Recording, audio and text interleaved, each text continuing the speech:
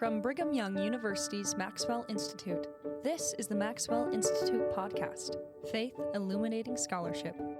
In 2026, we are releasing a series called Old Testament Reflections. Each week, a scholar offers a short reflection on the Come Follow Me reading. Today's reflection, The Mother of All Living, reflections on Genesis chapter 3 and 4 and Moses chapter 4 and 5, is written and read by Morgan Davis. The Mother of All Living, Reflections on Genesis 3 through 4 and Moses 4 and 5 by Morgan Davis. Recently, the Church of Jesus Christ of Latter-day Saints published new guidance for members regarding translations of the Bible to use in personal study. As has been the case from the beginning, English speakers are encouraged to use the King James Version, which sets a standard with the dignity and beauty of its language. Importantly, though, the Church also now recognizes that other translations of the Bible may be helpful to those seeking to understand its stories and teachings more deeply, and it includes suggestions of translations that will be of particular value. An example of how these additional helps might come into play is found in this week's Come Follow Me reading at Genesis 3:20, quote, "And Adam called his wife's name Eve, because she was the mother of all living," close quote. Have you ever wondered about that statement? The word because here would seem to indicate that there is a relationship between the name Eve and her role as mother of all living. But what is it? There is no obvious linguistic connection between the name Eve and living or life. If we look to the footnotes of the official edition, we are referred to the topical guide with its sections on marriage and motherhood, but no further information specific to our question is offered. Here is a case where turning to a modern translation might be worthwhile. Some of the editions in the new list of suggested translations note at this verse that the Hebrew word for Eve resembles the Hebrew word for living. See, for example, the New Revised Standard Version and the English Standard Version. And our suspicion is confirmed that something like a play on words is involved. We can see this by turning to the Hebrew text. Following the expert but not freely available English translation of Robert Alter, I'll surface the relevant Hebrew words in this verse. Quote, "And the human called his woman's name Eve, Ḥawwah, for she was the mother of all that lives, Hai." Close quote. By looking at the Hebrew words for Eve, Ḥawwah, and lives, Hai, we can immediately begin to see how they resemble one another. The fuller story here is that the name Eve descends through a series of unfortunate events from a very different original in the Hebrew. For a summary of that story, see the extra credit reading at the end of this post. At the same time, the Hebrew word for living, Hai, was also masked by translation, so that the phonetic resemblance between Hai and Ḥawwah was obliterated. What was once immediately obvious to any reader or hearer of the text was now invisible and inaudible. There no longer seemed to be any reason for the word because in the sentence. But to see an even deeper significance here, let's turn back a page or so to the second account of the creation of humanity found in Genesis. Again, I will add in the Hebrew words that matter. Quote, "Then the Lord God fashioned the human, Adam, humus, Adamah, from the soil, and blew into his nostrils the breath of life, Nishmet Hayim. And the human became a living creature, Nefesh Hayat." Genesis 2:7 in Robert Alter's translation.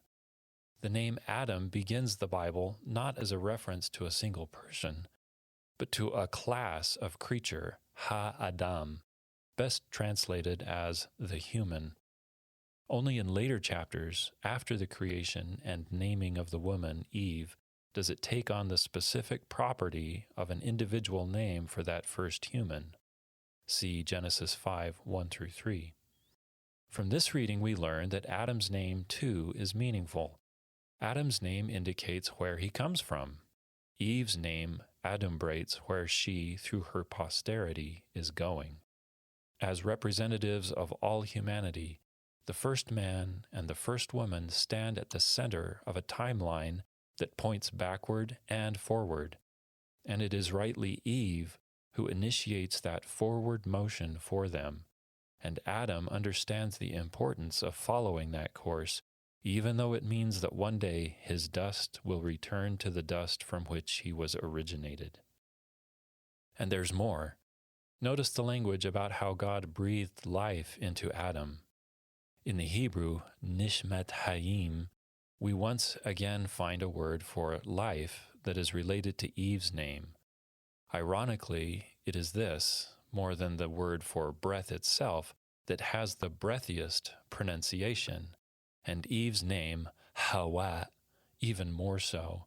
To pronounce it, there is never any stoppage, just a constant flow of air from within the lungs, up through the throat and out the open mouth. In a story in which life is introduced by divine breathing, the name Ḥawwah functions not only semantically, but also performatively, enacting through sound the airy vitality it denotes. Recovering the original sound of Eve's name, then, and situating it next to the sound of life in the Hebrew, allows us to appreciate an elegant aspect of her origin story.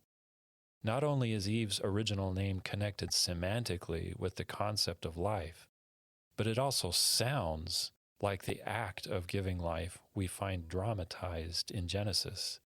In her very name, the first woman bears an echo of the moment of divine quickening. This is beautiful in its own right, but it is also significant for how it shapes our understanding of our first mother's role in the events that led to her and Adam's expulsion from the garden. For centuries, the dominant theological interpretation of that event has been that it was a disaster brought on by the woman and that it reverberated through her posterity. Beginning with Augustine and elaborated by those who followed him in teaching of the fall, Eve's beguilement by the serpent was seen as the start of an ongoing catastrophe from which humanity could not extricate themselves. It would require a divine sacrifice to rectify what had been set askew in Eden. Eve's statement that she was beguiled by the serpent, and God's subsequent pronouncement of painful childbirth upon her, were all the evidence anyone needed to conclude that she was culpable in bringing about a tragic state of affairs for the whole world. But there are arrows pointing in the other direction too, indicating that if Eve bore responsibility for her choice and its consequences, she was also worthy of honor and even gratitude for what she had done. The occasion of Adam announcing her name is the first such indication. Note that it comes after her decision to partake of the forbidden fruit and his choice to follow her in it, and after their encounter with God, in which the consequences of their choice were spelled out. Just as God's warning, "You shall surely die," is being recalled in their imminent expulsion from the garden, Adam prophetically gives an honorific and hopeful name to her. She is not called the mother of spiritual death, the mother of catastrophe, or the mother of the fall. She is called Ḥawwah, because she is the mother of all living. Here is a reminder, every time her name is pronounced, of the divine breath of life that had made their being possible in the first place, and if a reminder of divine origins, then a reminder, too, of divine hope for the renewal of life that would also come from God in the fullness of time. Restoration Scripture affords us additional indications of the esteem in which Eve is to be held. After she and Adam have begun their family, Adam, under the influence of the Holy Ghost, declares, quote, "Blessed be the name of God, for because of my transgression my eyes are opened, and in this life I shall have joy, and again in the flesh I shall see God." Close quote. Moses 5:10. Adam has already begun to realize the potential that his decision to follow Eve has opened up for them, and Eve confirms his understanding with her own resounding proclamation, quote, "Were it not for our transgression, we should never have had seed, and never should have known good and evil, and the joy of our redemption, and the eternal life which God giveth unto all the obedient." Close quote.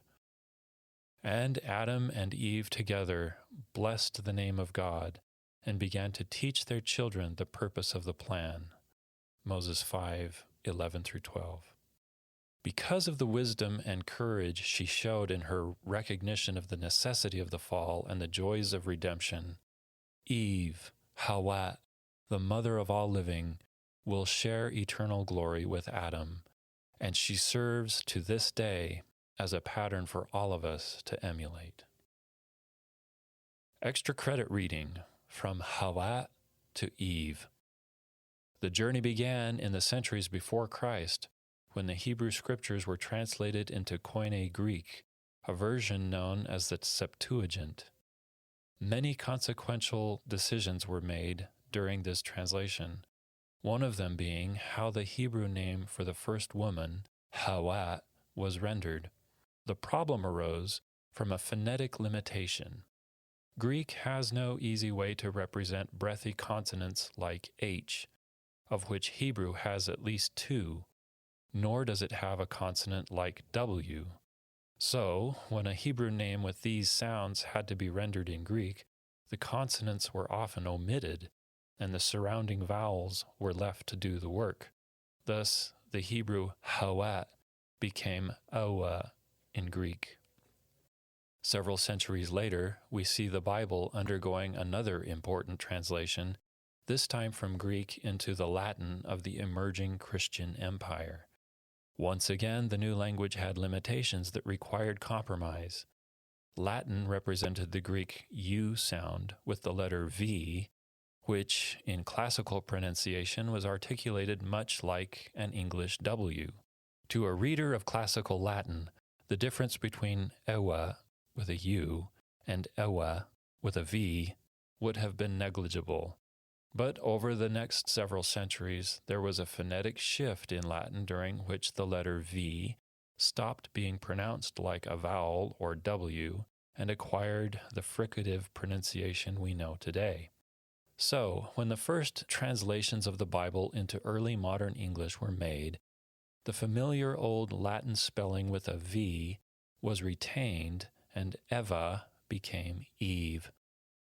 Even translators like Tyndale, who worked directly from Hebrew and Greek manuscripts, kept the already established name Eve, and that is what she has been called in English ever since, a far cry from the original Ḥawwah. You've been listening to Old Testament Reflections from the Maxwell Institute. Subscribe wherever you get podcasts and find more scholarship and reflections at mi.byu.edu. Thanks for listening.